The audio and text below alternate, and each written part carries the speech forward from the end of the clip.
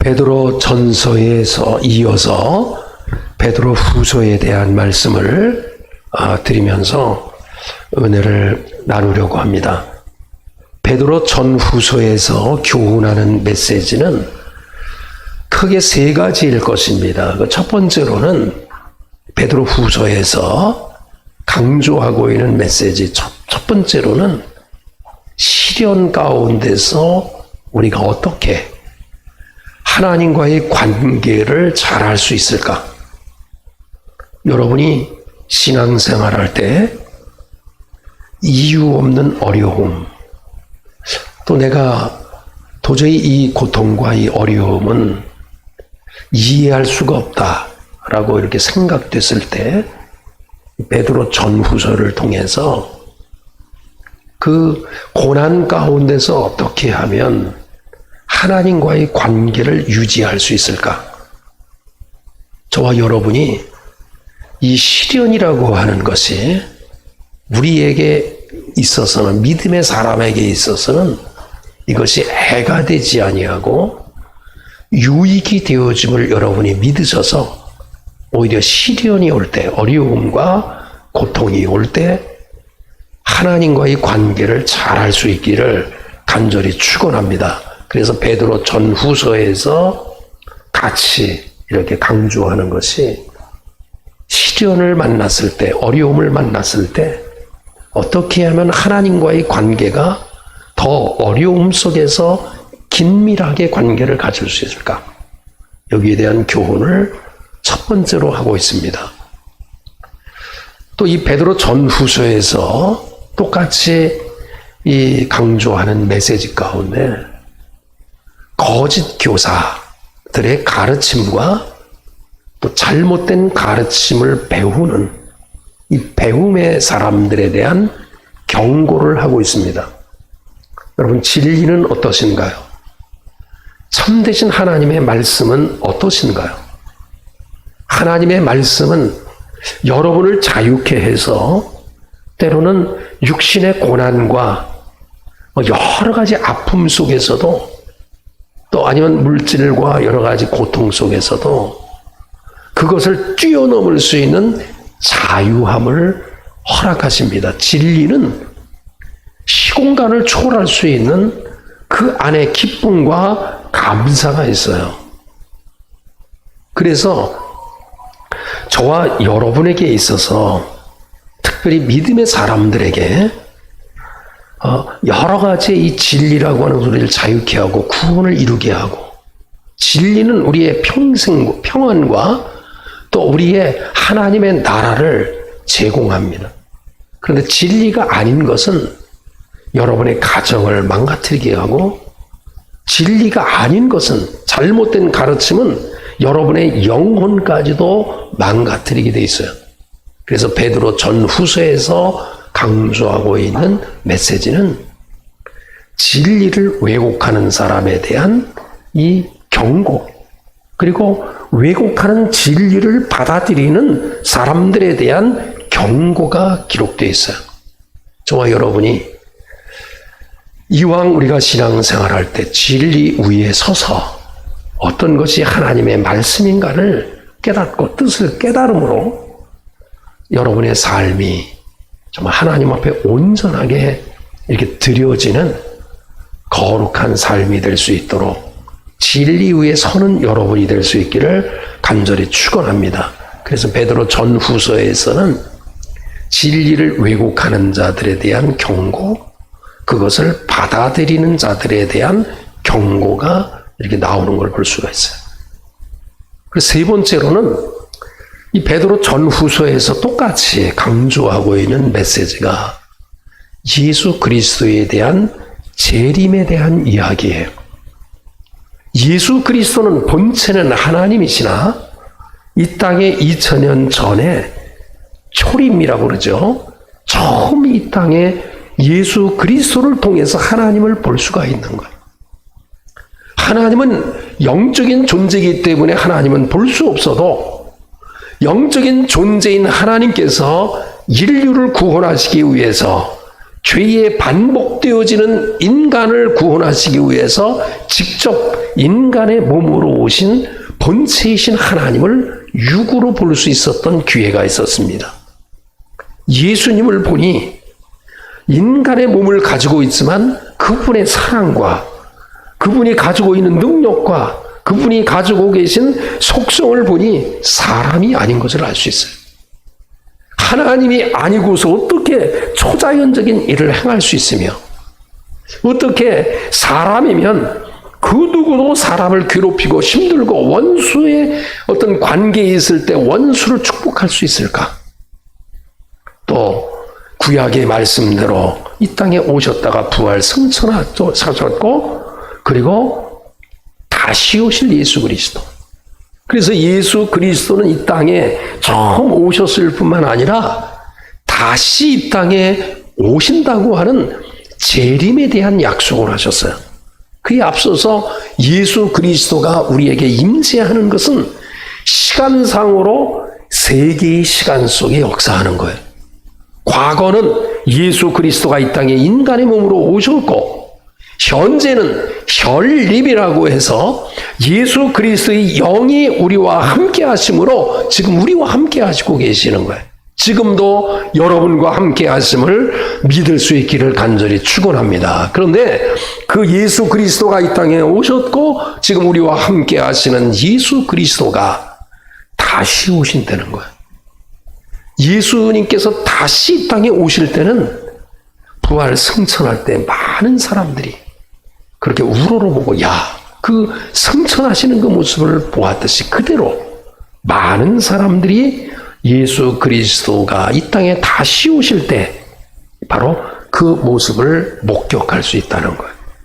예수 그리스도가 다시 오실 때는 의인에게는 믿음의 사람에게는 하나님께서 상을 주시고 불의하고 믿지 않은 사람에게는 멸망과 저주가 임하는 마지막 종말이 있다는 거예요. 그런데 이 세 가지의 이 내용을 조금 더 강조하는 것 가운데 첫 번째와 세 번째, 첫 번째 시련 가운데 어떻게 하나님을 더 가까이 할 수 있을까? 그 강조는 후서에서도 하고 있지만 전서에서 더 강조하고 있고 또 예수 그리스도가 다시 오신다. 마지막 종말이 있다. 종말의 때에 우리는 구원받고 멸망받을 자가 있다. 경건치 못한 자는 멸망되어진다라고 하는 메시지는 후서에도 있지만은 전서에도 있어요. 그런데 가운데 제가 두 번째 말씀을 드린 거짓 교사, 잘못된 가르침, 진리가 아닌 왜곡된 진리를 말함으로 말미암아 기독교가 때로는 비진리 안에 속함으로 말미암아 제대로 진리를 따르지 않고 진리를 가르치지 아니함으로 하나님께 영광을 돌리지 못하는 그 가르치는 자와 받는 자들에 대한 경고를 강조하고 있는 것이 베드로 후서입니다.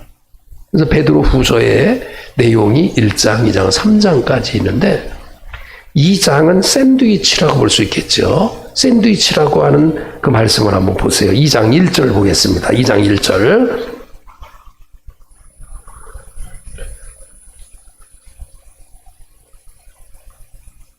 같이 봅니다. 그 제목이 뭐라고 되어 있어요? 2장 1절 위에 뭐라고 되어 있어요?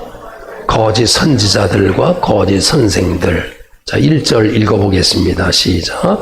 그러나 백성 가운데 또한 거짓 선지자들이 일어났나니 이와 같이 너희 중에도 거짓 선생들이 있으리라. 그들은 멸망할 이단을 가만히 끌어들여 자기들을 사신 주를 부인하고 임박한 멸망을 스스로 취하는 자들이라. 2절 여럿이 그들의 호색하는 것을 따르리니 이로 말미암아 진리의 도가 비방을 받을 것이니라. 진리의 도가 비방을 받는데요. 그 이유가 뭐냐면 진리를 왜곡하고 거짓 선지자, 거짓 선생들이 있기 때문이라는 거예요.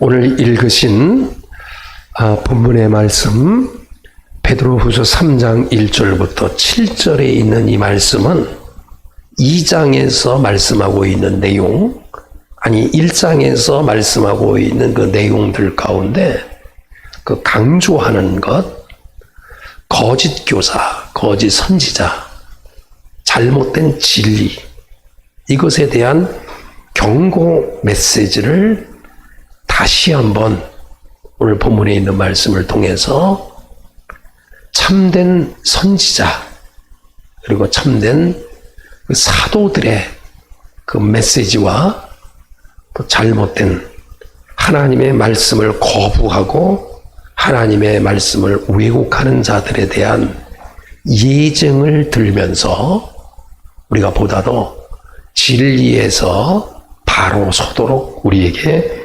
권면하는 말씀입니다. 그 1절부터 7절에 있는 말씀을 크게 둘로 나눌 수가 있습니다. 1절부터 그 2절에 있는 이 말씀의 내용은 베드로 전후서를 기록한 목적이 1절과 2절에 기록되어 있어요. 3장 1절을 한번 보겠습니다. 시작. 사랑하는 자들아, 내가 이제 이 둘째 편지를 너희에게 쓰노니. 지금 사랑하는 자들아, 이제 이 몇 번째 편지를 보낸다고요? 두 번째 편지를 보낸다. 그러면 첫 번째 편지는 뭐가 될까요? 베드로 전서가 되겠죠. 지금 두 번째 편지를 너희에게 지금 쓰고 있는데 이 두 편지로, 이 둘째 편지가 아니라 뭐라고 되어 있어요? 이 두 개의 편지로 너희의 진실한 마음을 일깨워 생각나게 되기를 바란다. 그러니까 베드로 전서와 베드로 후서에서 기록하고 있는 이 기록 목적은 바로 뭐냐면 마음을 일깨우기 위해서. 그래서 마음을 일깨워서 진리가 생각나게 되기 위해서 바로 이 베드로 후서와 전서를 기록했다는 거예요.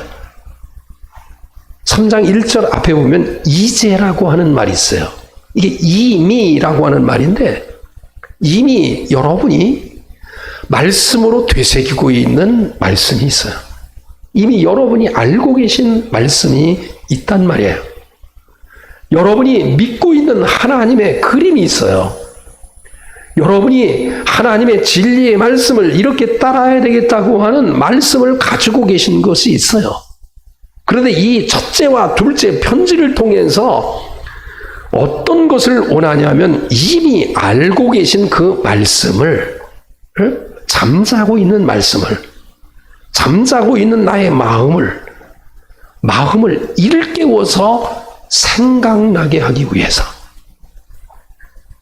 이 베드로 전후서를 읽을 때 여러분의 마음 속에 가지고 있는 이 말씀, 잠자고 있는 말씀, 어쩌면 죽어 있는 말씀, 말씀은 믿으나 역사하지 못하는 그 말씀, 이것이 이 베드로 전후서를 통해서 일깨워지는, 깨어날 수 있는 기회가 될 수 있기를 간절히 축원합니다. 그래서 베드로 전후서를 기록한 목적을 이야기하고 있는데 잠자고 있는 마음의 그 말씀을 일깨우기 위한, 그래서 그 말씀이 마음이 일깨워지니까 생각나게 하기 위함이 첫 번째 목적이라고 말씀을 언급하고 있어요. 그 다음에 두 번째 보니까, 그러니까 첫 번째는 마음을 일깨워서 생각나게 하기 위해서, 그리고 두 번째 보니까 곧 거룩하신 선지자들이 예언한 말씀과 주 되신 구주께서 그 선택하셔서 파송한 사도들이 명령한 것을 기억하게 하기 위함이라. 거룩하신 선지자가 예언한 말씀을 기억하게 하고자 이 베드로 전후서가 기록이 되었다는 거예요. 뿐만 아니라 예수 그리스도 구주께서 택하셔서 사도로서 선정한 그 사도들이 명령한 그 말씀이 기억되도록 이 베드로 전후서가 기록이 되었다는 것입니다. 그러면 오늘 본문에 있는 말씀을 통해서 이 베드로 전서와 후서의 목적이 생각나게 되고 기억나게 되고자 하는 목적이 있다는 거예요. 그러면 이 수신자들로 하여금 이 말씀을 받는 우리들에게 있어서 어떤 것이 생각나고 어떤 것이 기억나도록 베드로 전후서에서 메시지를 하고 있는가?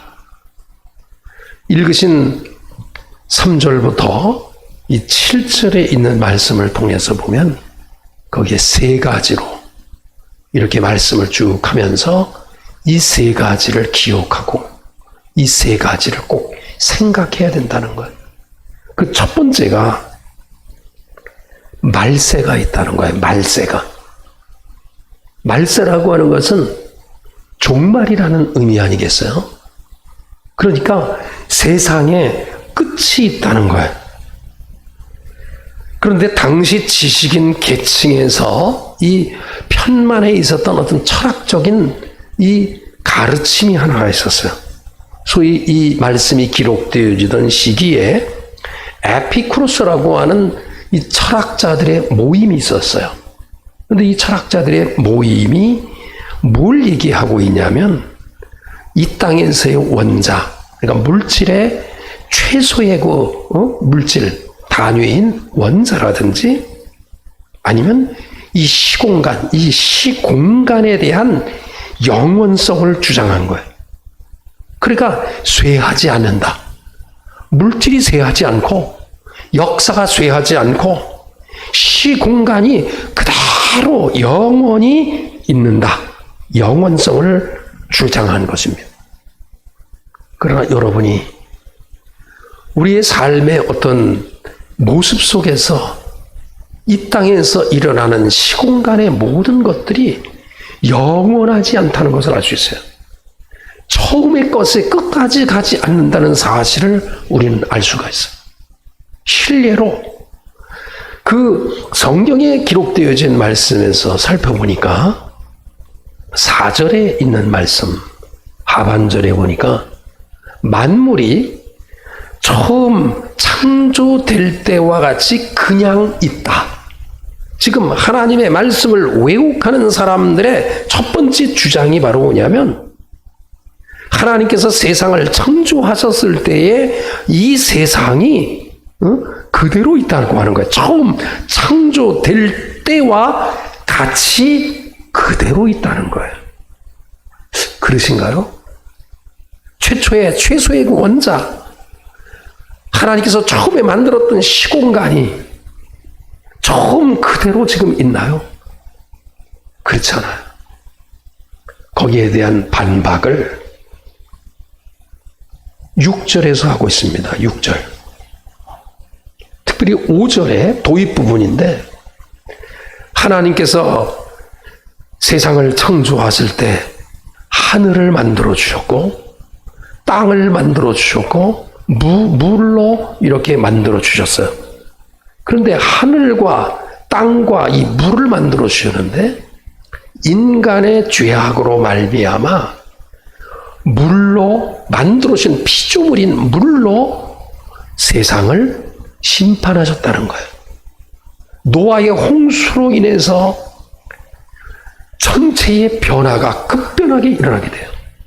노아의 홍수 이전에는 살아가던 삶이 900살, 그 이상의 삶을 살다가 갑자기 인간의 죄악으로 말미암아 물의 심판을 통해서 심판받고 난 이후에 갑자기 인간의 수명이 100살로 쭉 떨어지는 걸 볼 수 있어요. 100살 이하로.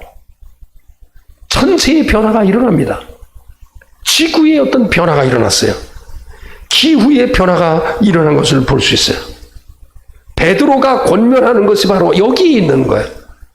하나님이 세상을 창조하셨을 때 그 아름다운 세상이 지금까지 영원한 것이 아니라 인간의 죄로 말미암아 심판을 받아서, 물의 심판을 받아서 천체의 변화가 일어남으로 말미암아 지금 세상이 영원히 하나님께서 창조하신 그냥 그대로 있지 아니하다, 이런 얘기예요.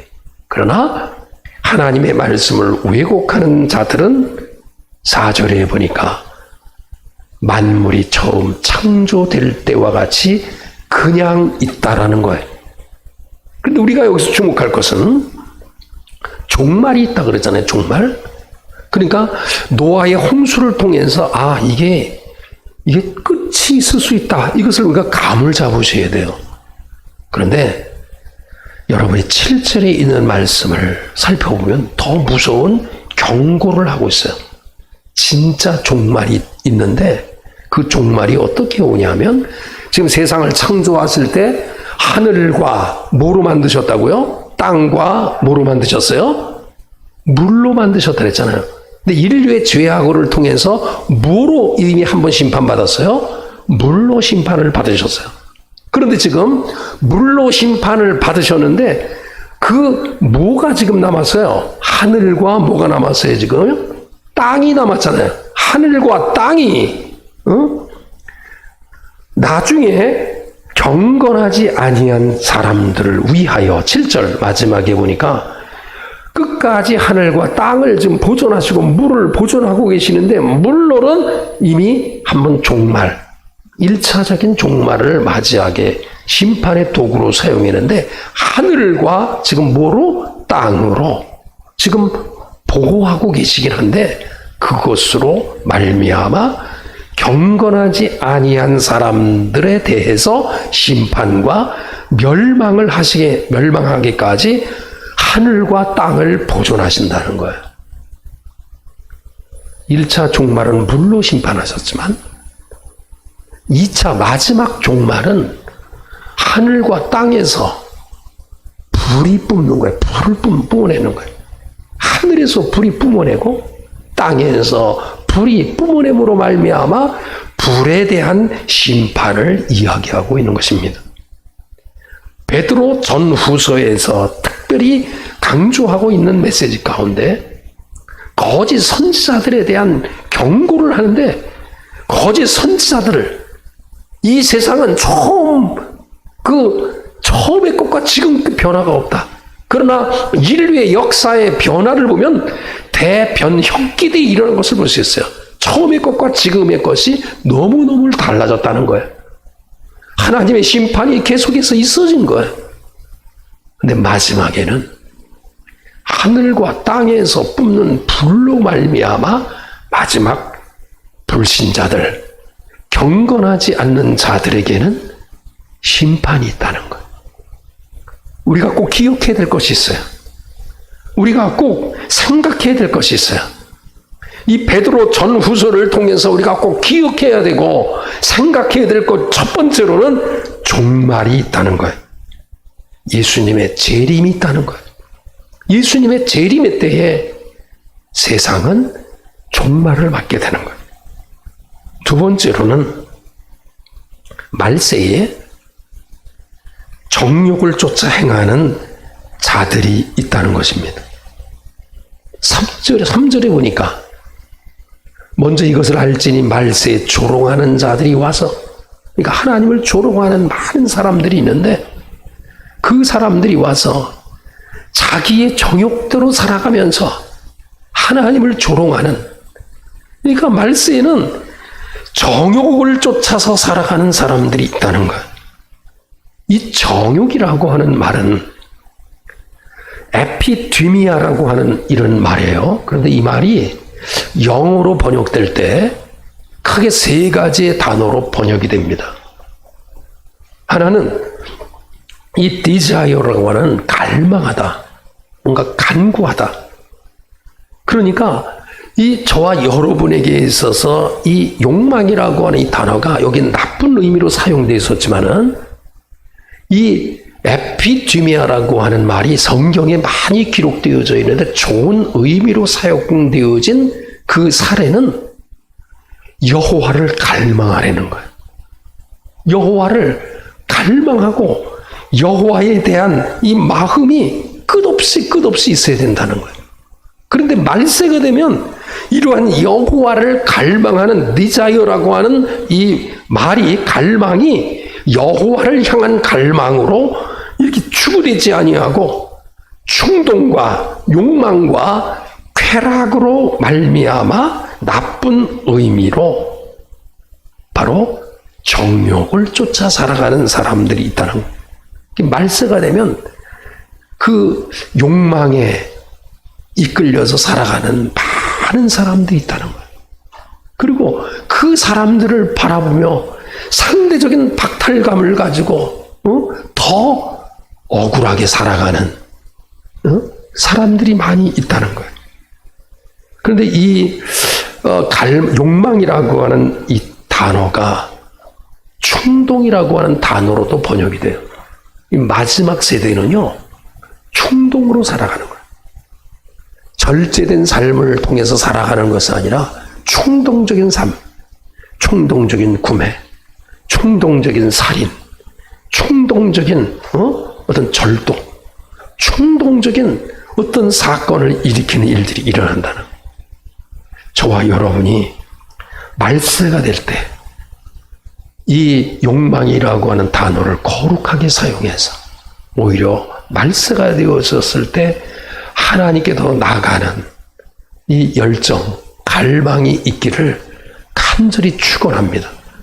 오히려 세상 사람들은 말세에 정욕을 쫓아 살아가는 사람들이 있는데 우리는 말세에 이 정욕이라고 하는 말이 아피두미아라고 하는 말이 갈망이라고 하는 말로 표현한다고 하면 여호와께 더 나아가는 그 갈망을 가지고 그 여호와 하나님께 나가는 주 예수께 나가는 그 욕망이 더 뜨거워질 수 있는 저와 여러분이 될 수 있기를 간절히 축원합니다.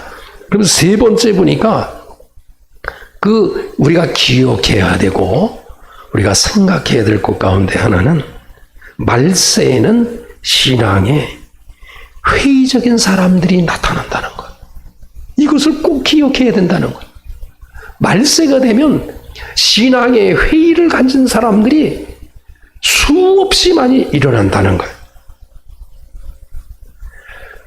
오늘 읽으신 말씀에서 살펴보면은 4절에 보니까 주께서 강림하신다는 약속이 어디 있느냐? 어디 있느냐? 그러니까 종말이 어디 있느냐? 이런 말이 되겠죠. 조금 더 축소시키면 말세가 되면 하나님께서 약속하신 것이 어디 있느냐? 그래서 말세에는 신앙적인 회의 질문이 계속해서 이루어지는 거예요. 어디 있느냐? 말라기 2장 17절에 있는 말씀 보니까 그 시대에 말라기가 계속해서 경고한 것이 있었어요. 악인에 대하여 심판하시고 하나님은 의인에게 상을 내리신다 이렇게 얘기했어요. 그런데 말라기에 그 신앙적인 회의적인 사람들이 지금 악인에게 심판을 허락하시고 의인에게 상을 내리신다고 그랬는데 이게 어디 있느냐? 지금 세상 속에서 어떻게 악인이 심판받고 의인이 구원을 받는다고 어떻게 이야기할 수 있겠느냐? 말세가 되면 회의적인 신앙 가운데 어디 있느냐? 이렇게 질문한다는 거예요. 예레미야 17장 15절에 보니까 예레미야가 끝없이 죄악으로 돌아오라 그랬잖아요. 예레미야를 읽을 때마다 정말 하나님의 심정을 바라보면 눈물을 흘리는 하나님의 모습을 볼 수 있어요. 끝없이 죄에서 돌아오라는 거야. 그러면서 예레미야가 너희 그렇게 되면 망한다. 그러니까 그들이 그 예언의 말씀을 듣는 그 대적자들이 여호와의 말씀이 어디 지금 망하고 있느냐 나라가 어디 지금 내가 말하는 대로 어디 지금 나라가 망하고 있느냐 성전 높은에 타리라고 예언했을 때 그 당시에 타기 전에 어떻게 지금 성전이 탔느냐 이렇게 물어봤어요. 여호와의 말씀이 어디 있느냐 이렇게 물어봤어요. 그러나 후에 성전이 불에 탔고 이스라엘이 망한 것을 볼 수 있어요. 말세의 대적자들은 이렇게 묻는 거예요. 하나님의 공의가 어디 있느냐? 하나님이 어디 살아계시냐? 코로나 이후에 모든 교회가 안타까워하는 것 가운데 하나가 우수수 젊은이가 떨어졌다는 거예요. 젊은이들이 다 우수수 떨어졌다는 거예요. 저도 새벽마다 하나님 앞에 기도하는 것 가운데 하나가 기도의 제목이 정말 하나님 앞에 젊은이들이 정말 헌신할 수 있고 물질을 자기의 물질이라 생각하지 아니하고 나의 시간을 나의 시간으로 생각하지 않고 나의 생명을 나의 생명이라고 생각하지 않는 젊은이가 될 수 있도록 다음 세대를 위해 기도합니다. 저와 여러분이 우리는 그래도 괜찮지만 우리의 잘못으로 아니면 지금 현재 교회의 잘못으로 목사의 잘못으로 성도 직분자의 잘못으로 하나님의 공의가 어디 있느냐 하나님이 어디 살아계시느냐 라고 묻는 젊은이들의 회의적인 대답에 우리가 할 수 있는 일은 꼭 기억해야 될 것 세 가지를 이렇게 생각하면서 그래 말세에 세상은 세상 욕망으로 열심을 더하지만 우리가 하나님께도 가까이 나가면서 그 열망으로 정말 하나님께 마음껏 영광을 돌리는 우리 모든 성도들과 교회가 돼서 하나님께서 이 교회 안에 머물고 있는 성도들을 축복하시고 오늘도 인도하시는 은혜를 경험하는 여러분이 될 수 있기를 간절히 축원합니다.